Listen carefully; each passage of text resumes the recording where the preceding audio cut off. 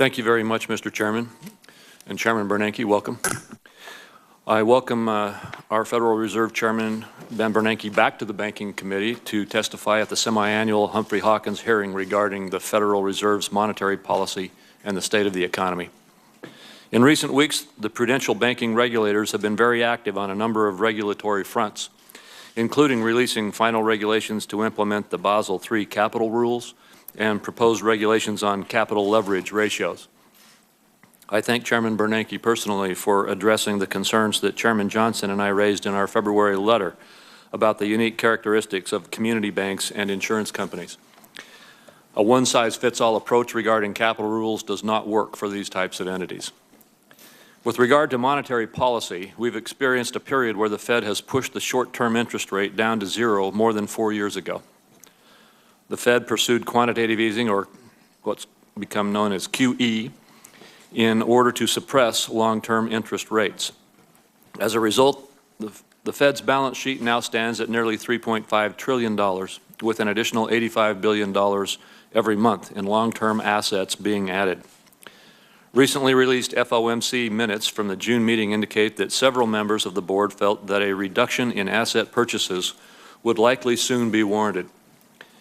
Several noted economists have called into question whether the benefits of these purchases outweigh the risks.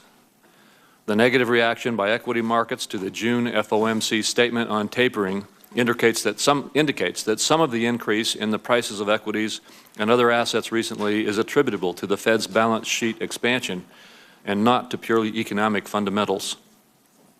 In fact, June marked the worst month on record for bond fund outflows.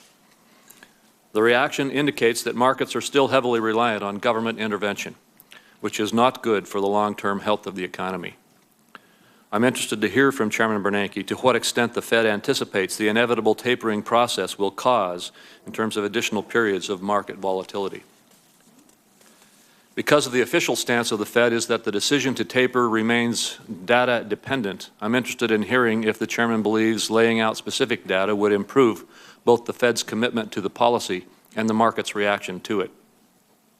Beyond tapering, which is simply slowing the rate of growth of the Fed's balance sheet, is the more important issue of winding down the Fed's massive balance sheet.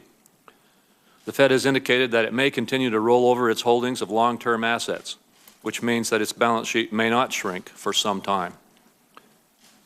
A key element of the exit strategy adopted by the FOMC in June of 2011 is a 3 to 5 year period over which the Fed expected that it could completely eliminate its holdings of agency securities.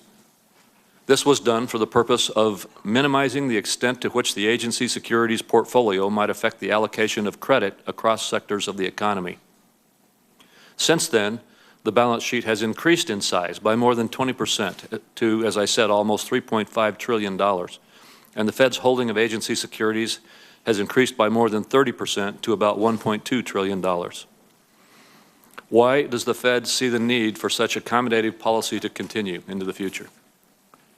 In light of the Fed's large portfolio increases, the dominant role that the GSEs play in today's mortgage market, and the recent increases in the level and volatility of mortgage rates, will the Fed revise its balance sheet exit strategy principles?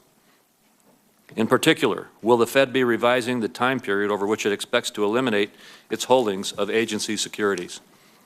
It's my hope that this hearing gives us additional insight into the Fed's plans for the future reduction of asset purchases and a roadmap for a return to normalized, rules-based monetary policy. Thank you, Mr. Chairman.